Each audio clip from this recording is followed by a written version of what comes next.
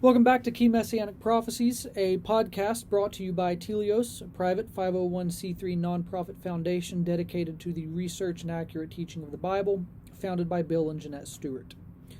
On this episode, we will be taking a look at Messianic prophecy in the Psalms. Now, this episode will play a little differently simply because there are quite a few Psalms contained within the Psalter, and while it would be fascinating to take each one individually and examine it, there are a plethora of resources out there that do this well.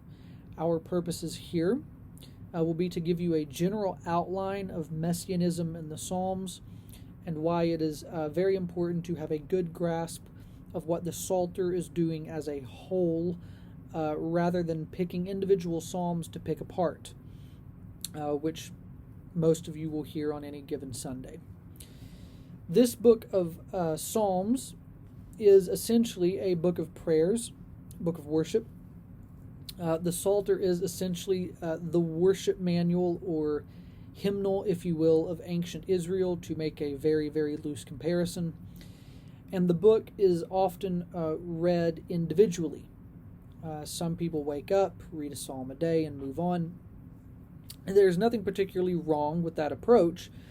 But if we take each psalm individually, if we divorce each from the rest, it can be very easy to overlook the fact that they have actually been very carefully arranged. When you tear each individual psalm out of its context, out of its canonical context, it's sort of like trying to interpret a single verse of the Bible with no context. You're going to warp the meaning pretty quickly.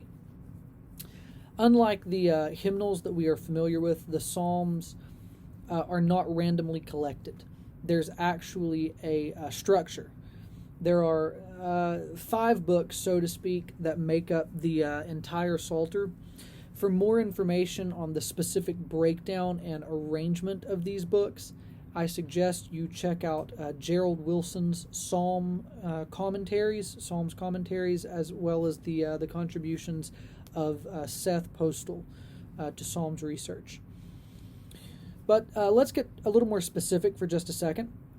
For the first 90 Psalms composing the first 3 books, the Davidic Covenant, which we covered in the last episode, comes forward very prominently at junctures connecting these sections of the Psalter. What's interesting, though, is how the thinking regarding the Davidic Covenant actually progresses through the book.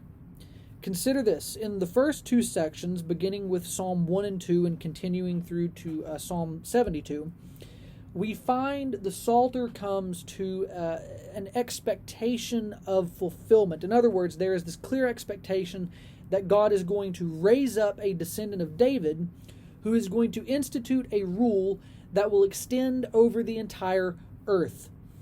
These psalms we tend to call royal psalms. And Psalm 72 actually links this expectation all the way back to the Abrahamic Covenant. Now, if we've been reading our Bible up to this point, we're familiar with this story. We have a good grasp on what the Psalter is taking us through here. We know who Abraham is, we know the Abrahamic Covenant, we know who David is, we know what the Davidic Covenant entails. And once you hit Psalm 89, the conclusion of Book 3, we find this lament over the seeming failure of the Davidic Covenant. Lament, by the way, is the most common type of psalm you're going to find in the book. Now, without delving too deeply into that, let me just say that I find it remarkable that the most common type of expression of worship in the Old Testament handbook of worship is actually lament, or mourning, grieving, wailing before God. And I wonder how well that idea would translate into the mentality of many a modern church. Anyway, I digress. So, Book 3 ends with this lament. David's sin with Bathsheba, the murder of her husband Uriah, David's sons and their failures, it all results in the destruction of the southern kingdom of Israel and the overthrow of the Davidic throne.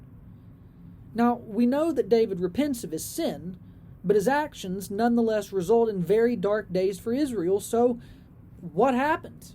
I thought that God had a covenant with David. And you get to book 4 of the Psalms, and David's gone. And in fact, we return to the days of Moses and the wanderings in the wilderness. Israel seems lost, having disobeyed God. Does God remain faithful to them? Where is he? He seems nowhere to be found. We even catch these poetic allusions to the incident of the golden calf in Exodus. The psalmist is lamenting the state of Israel, the condition of the nation, in light of the apparent failure of the Davidic Covenant. Yet these psalms remind the reader, though those were dark periods in Israel's history, full of disobedience on the part of the people, was not God compassionate toward them? Was he not gracious? Despite their continued disobedience, the accruing of more and more laws, did God not remember his covenant with Abraham? Did not the nation come together despite the wanderings in the wilderness? Did God not bring them through it? And so Book 4 closes with a prayer that cries out to God to gather his people once again, despite the failures of David, despite the seeming failure of the covenant. And this paves the way for Book 5, the final book of the Psalter, to really rekindle the hope that God remains faithful to his people despite present circumstances. We find prophecies regarding the return from Babylonian exile, a sign that God will keep his promise to David. In Psalm 110, a descendant of David sits at the very hand of God, only to return, take up a seat on Mount Zion, from which his kingdom will extend over all the earth, and he will reign forever. And David's throne and his broken crown will return in glory. So the entire movement of the Psalms is one of mourning to praise. And it grows to not only encompass Israel, but all nations. This is the Abrahamic Covenant. Through Abraham's descendants, the nations of the world will be blessed. So Psalms is a sweeping, poetic recounting of Israel's history, as well as a brilliant vision of a future in which the entire world is brought back into alignment with its Creator, which has been the central problem since Genesis. In this respect, the entire movement of the book of Psalms can be characterized as messianic, because it ultimately points us to the one through whom God is going to accomplish the promises he made in the covenants with Israel. So that's an overview of messianism in the Psalms. We will move into looking at specific psalms as they detail this movement in the next video.